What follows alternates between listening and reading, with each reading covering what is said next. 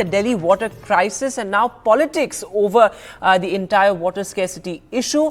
Now remember, it's both the BJP as well as the Congress that have taken to the streets protesting against the Aam Aadmi Party government over what they call is inaction over the water crisis in the national capital. This as the Delhi government, remember, right now is in a huddle. The water minister Atishi is chairing a key meet, but on the ground this political slugfest playing out with both the BJP and the Congress taking to the streets with those matkas. In fact, interesting political optics there as well.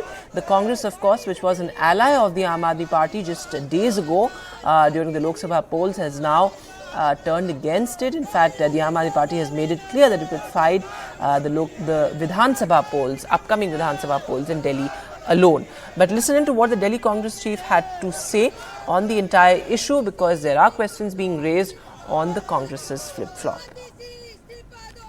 Joining us now is the Delhi Congress President Devendra Yadav.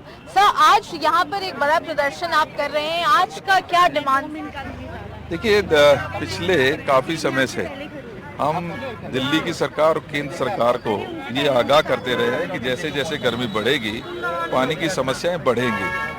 हमने इस ओर लगातार सरकारों को जगाने का काम किया और इस ओर इशारा भी किया कि दिल्ली में एक बड़ा टैंकर माफिया चल रहा है. दिल्ली का जो हिस्से का पानी है वो लगभग 58% सरकारी आंकड़ों के अनुसार 58% जो पानी है वो वेस्टेज जा रहा है. तो हमने ये लगातार इनको जगाने की इनको कहा है कि दिल्ली की जनता को इसकी परेशानी नहीं होनी चाहिए, लिहाजा उनके पानी की समस्या का समाधान किया जाना चाहिए.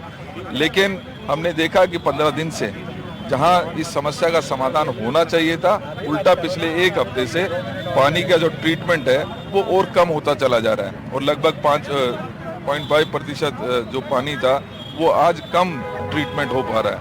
तो हमने ये फैसला किया कि दिल्ली के सभी 280 ब्लॉक्स में कांग्रेस पार्टी मटका वोट प्रदर्शन करेगी और इस सोती हुई सरकार को जगाने का काम करेगी. सर, वाटर मिनिस्टर जो है आतिशी, वो लगातार कह रहे हैं कि ये सारा हरियाणा की तरफ से हो रहा है, वो पानी सही मात्रा में रिलीज नहीं कर रहे हैं. टैंकर माफिया की जो बात है वो भी उन्होंने कहा कि हरियाणा की तरफ हो रहा है. तो इसे आप कैसे देखते हैं? देखिए, मंत्री जी को ये समझना पड़ेगा कि यदि दिल्ली के हिस्से का 58% पानी वेस्ट हो रहा है और पिछले 4 सालों में वो लगातार बढ़ता जा रहा है, तो उस ओर उनका प्रयास होना चाहिए था कि पानी जो है वो वेस्टेज ना हो.